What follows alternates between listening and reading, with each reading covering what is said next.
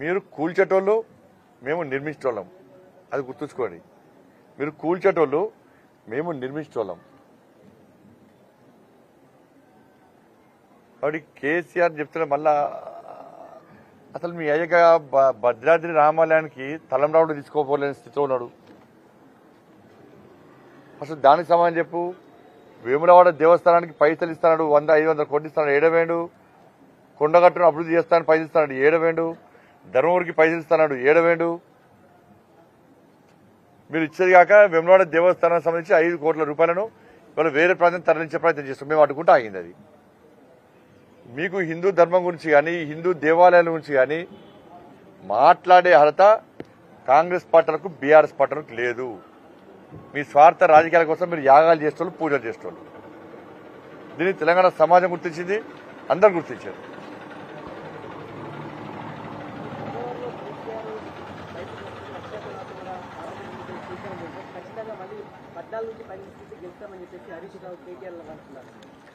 బయటికి వస్తేనే పడుచుకోలేదు, లోపల ఉన్న పడుచుకోండి. కేసీఆర్ గురించి వాళ్ళు మాట్లాడుస్తారు. ఎలా చెప్పు. కేసీఆర్ జనం మర్చిపోయారు. బయట తిరిగితే ఎన్ని గెలిచినాయి?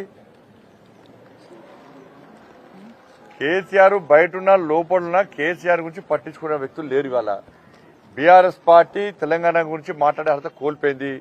వాళ్ళ పార్టీ నుంచే తెలంగాణ అనే పదాన్ని తొలగించినటువంటి పార్టీ బీఆర్ఎస్ పార్టీ. జాతీయ పార్టీ అన్నారు, ముంబైలో పోటీ చేస్తామన్నారు. అసలు జాతీయ పార్టీ ప్రాంతీయ పార్టీ ఇప్పటి స్పష్టత లేదు వాళ్ళకు.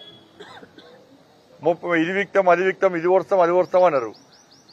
మేమే కీలక పాత్ర పోషిస్తాం ఈసారి పార్లమెంట్ ఎన్నికల్లో అన్నారు. ఏ రాష్ట్రంలో ఎన్ని సీట్లు పోటీ చేస్తారో స్పష్టం చేయండి. ఇక్కడనే క్యాండిడేట్ గతి లేరు.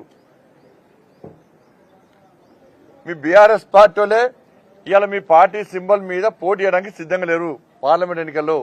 ఎందుకంటే ఏడవైనా గల్లీలో ఎవరున్నా కూడా ఢిల్లీలో మోడీ గారు ఉండాలని చెప్పి ప్రజలు కోరుకుంటున్నారు. గల్లీలో ఎవరున్నా కూడా కొత్త పరిస్థితిలో ఢిల్లీలో మోడీ గారు ఉండాలని చెప్పి ప్రజలు కోరుకుంటున్నారు. అన్ని పార్టీల నాయకులు కోరుకుంటున్నారు. మళ్లీ అప్పీల్ చేస్తున్నారు. కాంగ్రెస్ బీఆర్ఎస్ పార్టీ నాయకులకు మళ్లీ అప్పీల్ చేస్తున్నారు. ఢిల్లీలో తిరిగి ఏర్పడేది నరేంద్ర మోడీ గారి ప్రభుత్వం. ఇక్కడ ఎక్కువ సంఖ్యలో భారతీయ జనతా పార్టీకి సంబంధించిన పార్లమెంట్ సభ్యులు గెలిస్తే ఎక్కువ నిధులు వస్తాయి. మనం తెలంగాణ రాష్ట్రాన్ని అభివృద్ధి చేసుకోవాలి. బీజేపీ కార్యకర్తలైనా, బీఆర్ఎస్ పార్టీ కార్యకర్తలైనా, కాంగ్రెస్ పార్టీ కార్యకర్తలైనా అసెంబ్లీ ఎన్నికలు అయిపోయినాయి, ప్రజలు తీర్పిచ్చారు. దాన్ని శిరస వహించిన వాళ్ళం కూడా ప్రజాస్వామ్య వాళ్ళం మేము.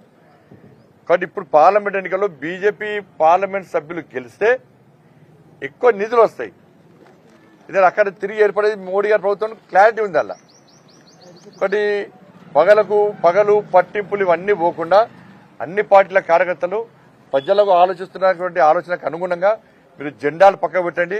భారతీయ జనతా పార్టీ గెలిస్తే ఇవాళ మనకు నిధులు వస్తాయి, తెలంగాణ రాష్ట్రం అభివృద్ధి చేస్తుంది. ఇట్లా ఆలోచించాలని చెప్పి కోరుతా ఉన్నాను నేను.